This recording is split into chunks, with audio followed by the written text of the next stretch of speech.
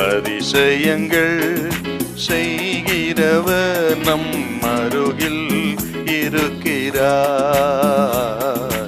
அற்புதங்கள் செய்கிறவர் என்றும் நமக்குள் வசிக்கிறார். தானியேல் 6:10 வாசிங்க.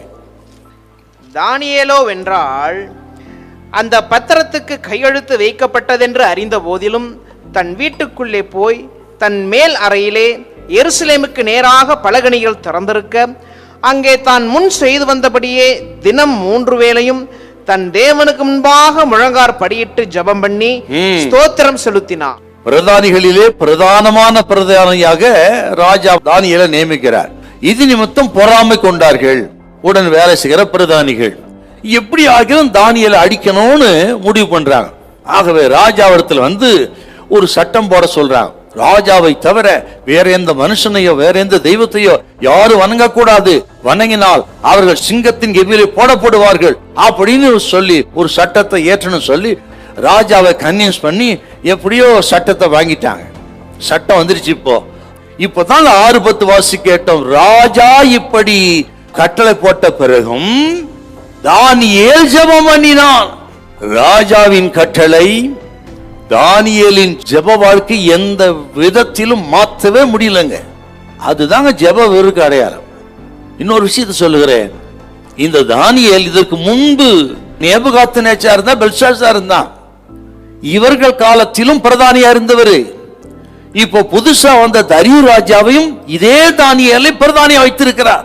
புதுசா ஆளுகைக்கு வந்தா, ஆட்சிக்கு வந்தா உடனே மாத்திருவாங்க அதிகாரிகள், அதான் வழக்கம்.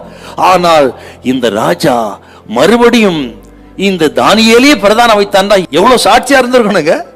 இன்னைக்கு பாருங்க, அநேகர் கிறிஸ்துவ உலகத்துல கூட பதவி உயர்வுக்காக, சம்பள உயர்வுக்காக, அல்லது வேலைக்காக, அல்லது டிரான்ஸ்பருக்காக குறுக்கு வழியிலே சென்று முயற்சி செய்வது உண்டு.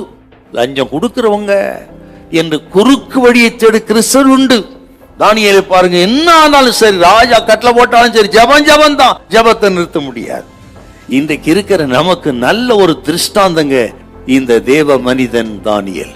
அப்படி சாட்சி உள்ளவர்களா இருந்தா குறுக்கு வழியை தேடாம ஜபத்துல மட்டும் இருங்க.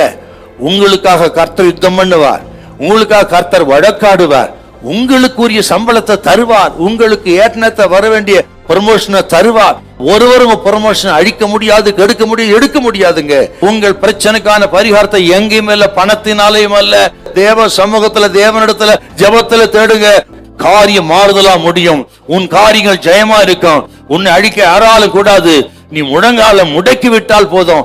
முடங்குற முழங்காலுக்கு சாத்தான் நடுங்குவான், எதிரிகள் நடுங்குவார்கள். உன் காரியம் எல்லாம் ஜெயமா இருக்கும். ஹல்லேலூயா, ஹல்லேலூயா.